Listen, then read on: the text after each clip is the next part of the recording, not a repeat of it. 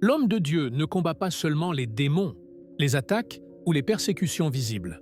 Il combat aussi les tentations silencieuses, les émotions non maîtrisées et les relations qui testent son appel. Parmi ces épreuves, il y en a une qui se présente souvent sous une forme douce, attirante, rassurante, la femme non envoyée par Dieu.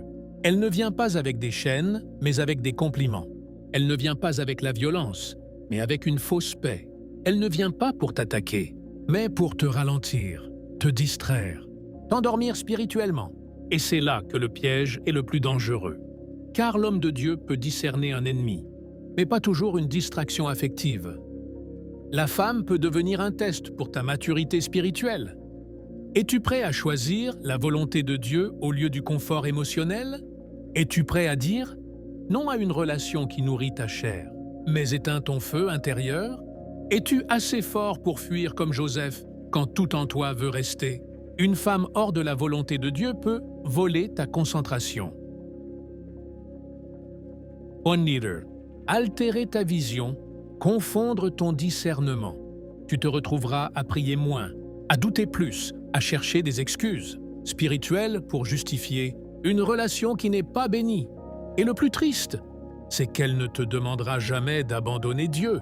Elle t'éloignera juste un peu. Elle te fera dire « je prierai plus tard »,« je jeûnerai demain »,« je vais servir Dieu après ». Et c'est ainsi que le feu s'éteint doucement, sans bruit. Frère, ne sois pas séduit par l'apparence, sois conduit par l'esprit. Toutes les femmes ne sont pas faites pour accompagner un appel.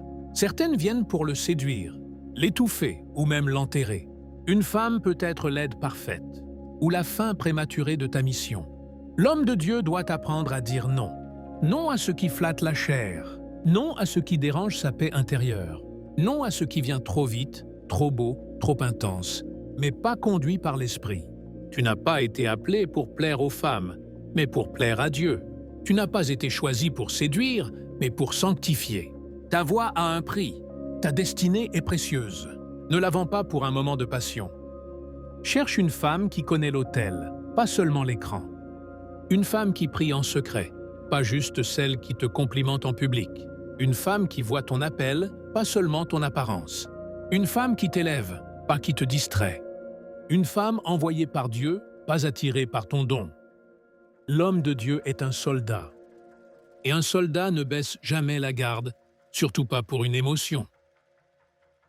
Prie, jeûne, attends, discute avec Dieu avant de discuter avec elle. Et surtout, ne confonds pas attirance et confirmation divine.